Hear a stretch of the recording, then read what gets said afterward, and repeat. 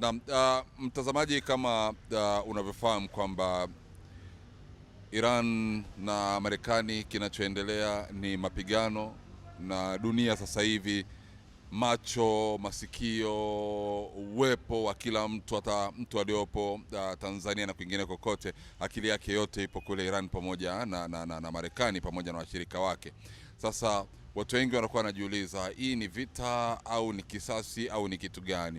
Sasa leo tumekuletea mchambuzi wa masuala ya kisiasa Mashariki ya Mbali, namzungumzia Athman Msuya, ambao tunakwenda kuchambua kuhusiana na ile. Karibu sana brother. Asante sana, asante sana. Watu wengi wamezoea kukuona kwenye entertainment, ukiwa katika entertainment, na wasijue kwamba una cha ziada kuhusiana na hiyo. Wewe ni moja kati ya watu ambao wanabukua sana masuala ya Mashariki ya Mbali au Mashariki ya Kati. Hii vita inayoendelea kati ya Iran dhidi ya Marekani, tuseme kati ya Marekani na mshirika wake dhidi ya Iran, kwa sababu tunaona kwamba ni taifa moja linapigwa mande, lakini majibu ya upande wa pili wa Iran tunaona kwamba anachafua, na watu wengi hawakuelewa au walidhani kwamba Iran atasaliti amri mapema. Hichi kinachoendelea, nini sababu au nini lengo kuu la Marekani kumpiga Iran? Je, ni mabomu ya nyuklia au kuna siri iliyoko nyuma ya pazia? Kuna sababu nyingi sana za wao kufanya mashambulizi haya. Kuna sababu zisizopungua labda 3 ama 4 za wao kufanya mashambulizi haya. Cha kwanza, tujue na tuelewe kabisa kwamba Marekani anafanya mashambulizi haya kwa kushirikiana na Israeli. Si labda kwa kupenda kwake Marekani ama Rais Trump kwa kupenda kwake. Ni shinikizo kutokea kwa Netanyahu. Tunafahamu kabisa kwamba katika ulimwengu kuna nguvu kubwa sana ya Wazayuni ambao wapo kwa ajili ya vitu fulani kufanikisha mambo yao. Sasa kitu kibaya ni kwamba wameweza kuwa blackmail viongozi wakubwa wa Ulaya. Akisema ku blackmail kwamba sisi tunakushinikiza ufanye jambo fulani, usipofanya sisi tutaachia jambo lingine ambalo litakuchafua wewe. Sasa kuna mambo ya Epstein file, kuna mafaili ambayo yaliachiliwa ya Jeffrey Epstein ambaye alikuwa ni mmoja kati ya mabilionea wakubwa ambao alifariki pia dunia kwa kusema kwamba alijinyonga, lakini wanasema kwamba walimmaliza. Sasa wanataka kuzika skendo ya Epstein kwa sababu ilishawachafua kiasi kikubwa, lakini pia kuna viongozi wakubwa ambao tayari walishakamatwa, mfano kama ule Prince Andrew wa Uingereza alishakamatwa, lakini pia na baadhi ya viongozi wengine wameshaanza kushikiliwa na uchunguzi unaendelea, na skendo ambayo imewachafua kwa muda mrefu. Hiyo ni scenario ya kwanza, kuzika hiyo issue kwa kuanzisha vita na Irani. Wakati huo sasa mchongo mwingine ni nini?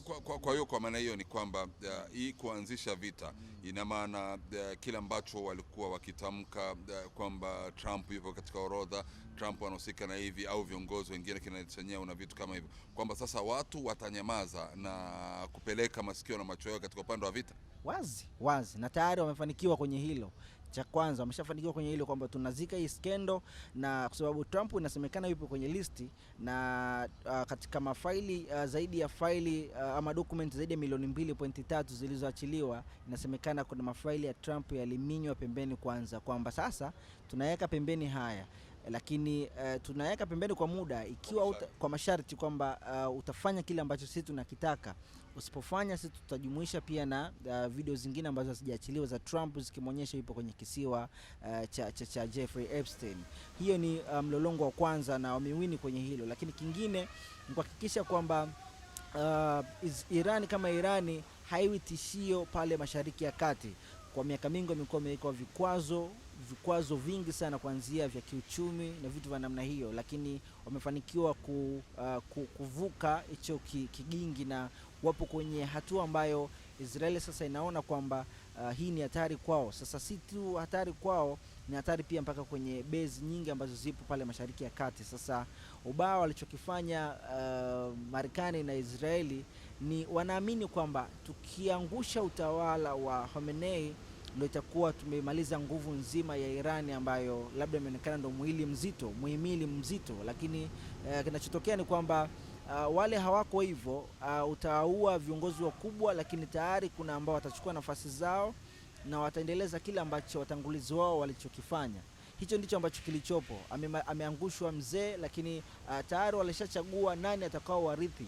Sasa ubao ni kwamba Marekani walikuwa wameandaa mtu wao kwa ajili ya kuchukua nafasi pale, lakini shida inakuja ni kwamba wananchi, yani mategemeo ni kwamba sasa tukishamuua huyu mzee pamoja na wale wakuu wengine, tutakachokifanya tutawashinikiza wananchi waingie mtaani, waiangushe na kumaliza serikali yao kabisa na kumweka yule ambaye wanamtaka. Watu wengi walikuwa wakiwaza kwamba labda katika upande wa serikali ya Iran chini ya Rais Pezeshkian kwamba huenda labda walikuwa ni vibaraka wa Marekani, kwamba huenda akatumika, lakini jana tumemwona katika hotuba yake Pezeshkian amesema kwamba wapo tayari kulipa kisasi na wanajipanga kwa ajili ya hilo, na kinachoendelea sasa hivi ni hayo. Rais mzee ameuawa, Ayatollah. Unadhani kuna usnichi ambao unaendelea miongoni mwa Wairani wenyewe? Na lakini jana tumeona pia umati wa watu ukifurika barabarani kwa ajili ya kuomboleza kifo cha Khamenei. Hii inaleta picha gani hasa kwa Marekani na mataifa mengine kwamba bado Irani wako na umoja? Irani, watu wanapaswa kufahamu, Irani ni taifa ambalo kuna Wayahudi wengi sana pale.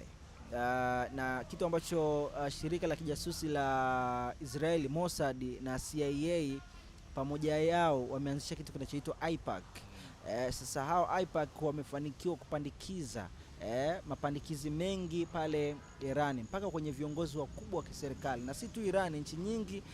Utakumbuka hata China kuna viongozi wao wakawa wanakamatwa, wanachunguzwa juu ya tuhuma za kuhusika kusambaza siri kwenda kwenye mataifa ya kimagharibi. Sasa wamefanikiwa kupandikiza mapandikizi mengi kwenye nchi kama Irani.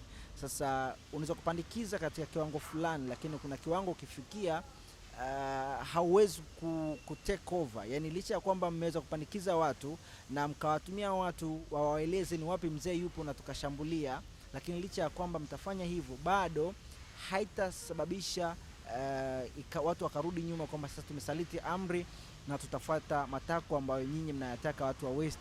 Wataendelea kustand firm kwa sababu Irani kama Irani ni taifa ambalo linamjua adui yao ni nani miaka na miaka. Ni licha changamoto walizonazo, ni kweli kuna changamoto nyingi ambazo wanazipitia, lakini licha changamoto hizo wanatambua adui yao ni nani. Kwa hiyo licha ya kufarakanishwa, lakini hawataondoka kwenye msimamo wao kwamba adui yetu sisi tunamtambua ni nani na lazima kisasi kilipizwe. Ndio maana pia huwezi kukosa mamilioni ya watu ambao wanaomboleza kifo cha mzee na kusikitishwa, na unaweza kusikia wanasema mpaka kwamba jihadi tangazo kwamba sasa iamuliwe moja kwamba sasa kinuke au iwe mbaya, kwa sababu tayari walipofikia ni kuvuka mstari mwekundu. Sasa kumuua yule mzee ni mstari ambao wameuvuka, na itakuwa ni mbaya sana kwa Israeli na Marekani na washirika wake wote ambao wanashirikiana nao, especially kwenye bezi ambazo zipo Middle East, na tunashuhudia kinachotokea kwenye bezi hizo.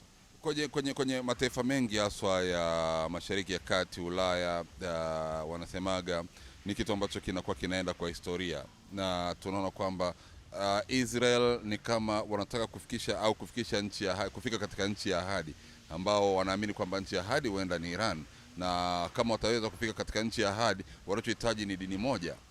Kuna wasiwasi au tetesi ya kuanzishwa kwa dini moja duniani kwa sababu hao ndio watu wenye nguvu, na Israel kwamba wanasapoti ili kuweza kutimiza agenda yao ya kufuta Mashariki ya Kati na kuingia na kuwa na dini moja.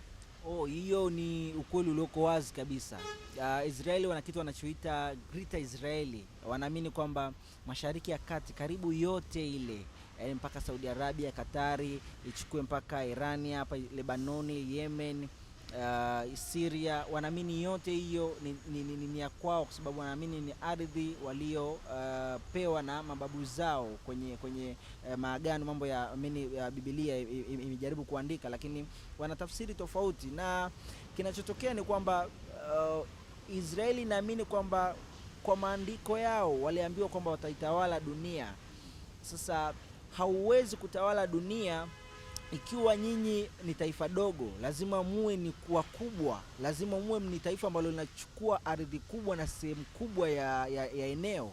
Sasa ndio maana wameanza kudhoofisha sehemu kama Yemen, Lebanoni. Wanaamini wanachukua baadhi ya maeneo, wanakalia kimabavu kwa sababu wanataka kitu kinachoitwa Greater Israeli. Wanaamini kwamba lazima tuongoze dunia. Umezungumza swala la kuwa na dini moja.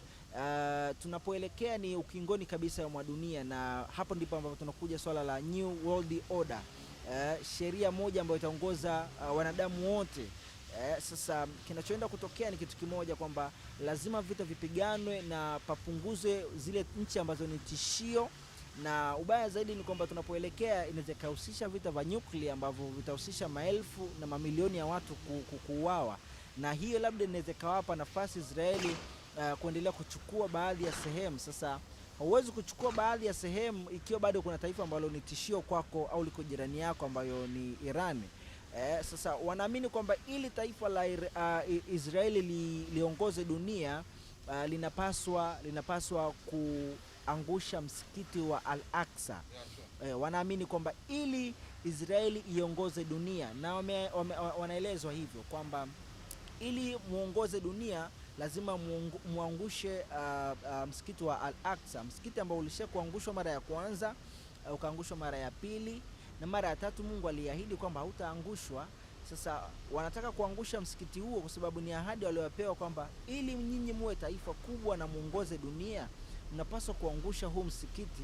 Sasa huwezi kuangusha huu msikiti ambao una historia kubwa kwa Waislamu, wakati huo kuna nchi ambayo itakuwa tishio kwenu nyinyi kuwavamia na kuwashambulia na pengine hata kuwapoteza, maana Israeli ni ndogo kwa Irani.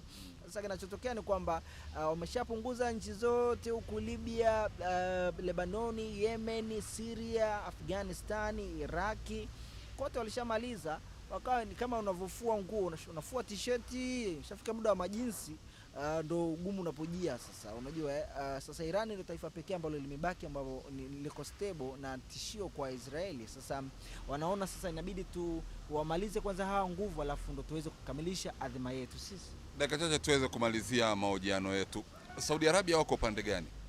Saudi Arabia kwa mimi binafsi naweza kusema kabisa kwamba ni watu ambao wanatoa intelijensia na wanatoa mianya mizuri kwa Marekani na Israeli kuishambulia Irani, na ndio maana pia tunaweza kuona barua ambayo wameiandika baada ya mashambulizi kufanyika kusema kwamba tuko pamoja na nyinyi katika kuhakikisha usalama Middle East. Sasa usalama huwezi kuletwa na Israeli pamoja na Marekani pekee, lazima usalama uletwe pamoja na nchi zilizoko katika ukanda huo. Sasa kama mtatujumuisha sisi Irani katika kuweka usalama Middle East, ina maana nyinyi mnatutenga, na maana nyinyi mna watu wenu ambao mnahakikisha kwamba wataleta usalama, which is sio kweli.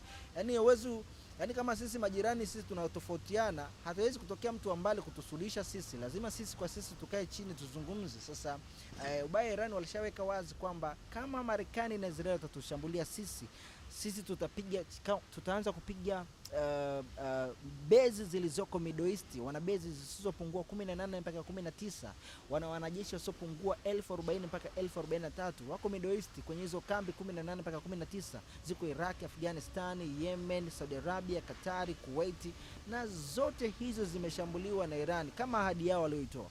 Tumeona mapema leo ndege kadhaa za Marekani zimedondoshwa pale Kuwait jioni hii tu.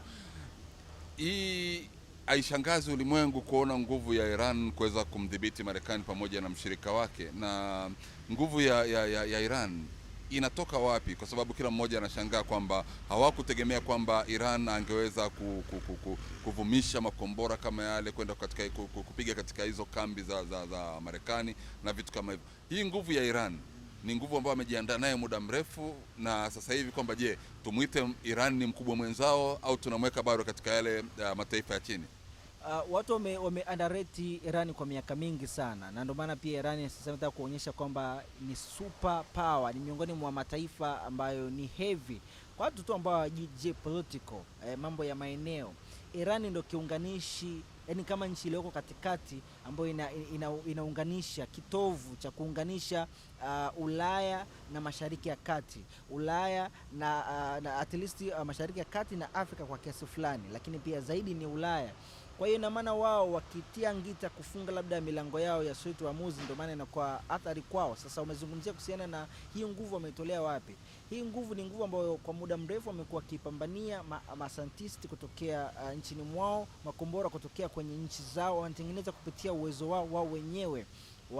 Uzuri wana rasilimali nyingi za mafuta. Sasa wanakuwa wanashirikiana na nchi kama Russia, China, kwa sisi tunauzia mafuta, lakini nyinyi tutabadilishana teknolojia, tutabadilishana makombora na vitu vya namna hiyo. Kwa hiyo wame underrate kwa muda mrefu, lakini pia Iran sasa hivi kuonyesha kwamba sisi ni super power, ni moja kati ya mataifa heavy kabisa, msituchukulie poa. Sasa umezungumzia pia swala la Kuwait. Kuwait nimeona taarifa ambayo wametoa, zimedondoshwa ndege 3 za F-15 fighter jet. Labda tufahamu kabisa kwamba hizi ni moja kati ya fighter jet ambazo ni ghali sana. Sasa katika taarifa ambayo nimeiona Al Jazeera wameposti, wanasema kwamba Kuwait wao wenyewe kupitia bezi ya Marekani iliyoko Kuwait wamedondosha Kuwait wameidondosha meli hii, wamedondosha hiyo fighter jet ya F-15 3 kimakosa. Yaani wanasema ni Kuwait ndio wameidondosha hizo fighter jet 3 za Marekani kimakosa. Lakini sasa watu wanajaribu kuona kwamba inawezekana si kimakosa, inawezekana Iran ndio wameidondosha hiyo, lakini wao wanasingizia kwamba tumeidondosha si kimakosa. Wanasema isiweko kwenye list ya kwamba miongoni mwa vitu ambavyo wameviharibu. Hawataki credit ziende kwa Irani.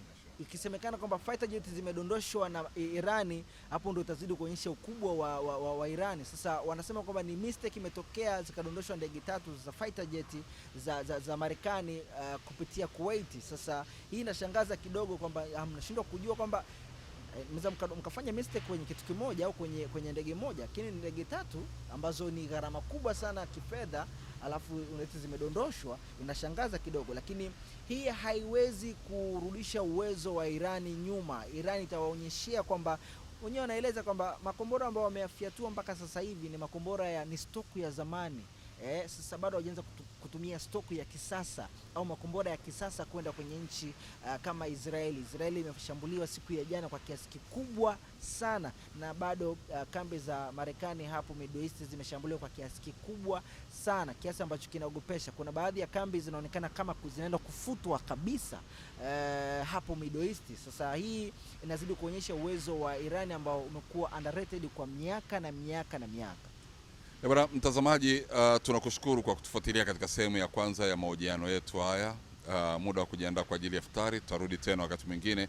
Karibu, usiache kutufuatilia katika sehemu ya pili. Nilikuwa na mchambuzi wa masuala mashariki ya mbali, mashariki ya kati, na mzungumzia Athmani Msuya. Hadi wakati mwingine, endelea kutufuatilia.